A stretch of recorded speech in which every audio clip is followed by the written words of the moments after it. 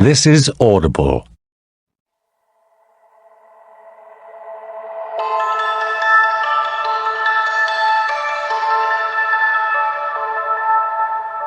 Her Last Christmas, an Audible original, written by Claire McGowan, narrated by Hayley Atwell.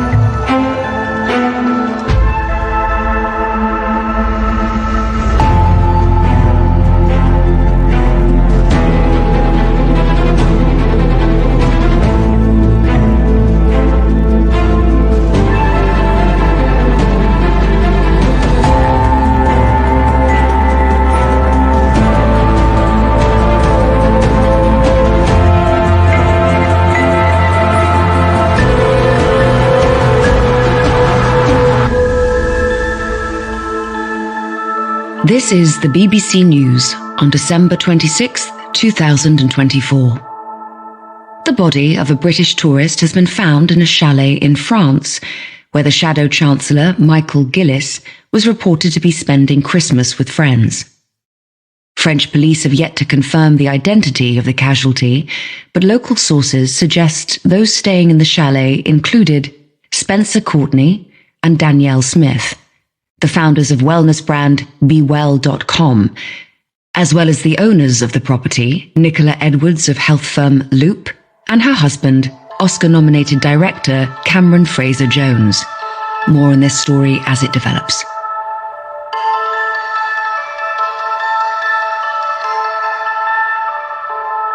December the 23rd, 4:45 p.m. The snow was coming down hard. I shook a flurry off my suede ankle boots, £300 from Cézanne, totally unsuitable for the conditions, and for the 10th time today regretted agreeing to this trip. I couldn't ski for a start. So why had I said I'd go to the Alps for Christmas? Not to mention spending it with 4 people I disliked more and more by the second. The trip had been a nightmare ever since we met at Heathrow at the hideous hour of 6 a.m. I'd never flown business class before and didn't even know it came with lounge access, or that the food and drink were all free, which had brought covert sneers from Nicola and Danielle, the other women in our group of 6. I was mildly shocked to see them all laying into gin and tonics at that hour, then champagne on the flight, their voices growing louder and louder. By the time we landed in Geneva and had waited for their huge bags of skis and luxury luggage, plus my meagre wheelie case with the scuff on the side, I was already exhausted and longing to put my AirPods in and drift away into an audiobook. I barely knew the rest of the group, having only met them 2 or 3 times before, and felt like an outcast as they told old stories and cracked in-jokes. Not exactly a restful holiday, or a festive one. But there was the reason I'd come, despite all that, and there he was. Michael ducked out of the French service station we had stopped at, shook his head free of snow, found my gaze, and smiled. Warmth bloomed in my chest, and I felt my face stretch in a returning grin. I'd follow him anywhere, even if that meant a week with some of the worst people I'd ever met. And after all, anything was better than Christmas at my mum's in that freezing cold box room, the weight of sadness tugging everything down. "All right," he said, coming over.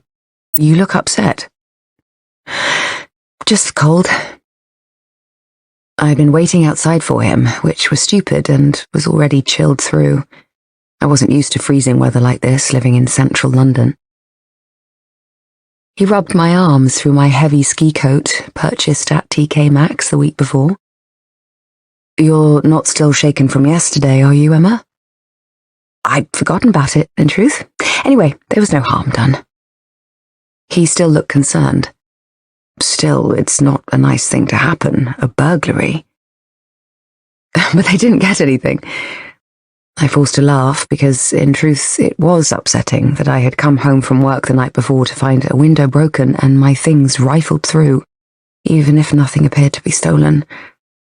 Part of living in London, I supposed. Not sure if it's an insult or a relief that they didn't want any of my stuff.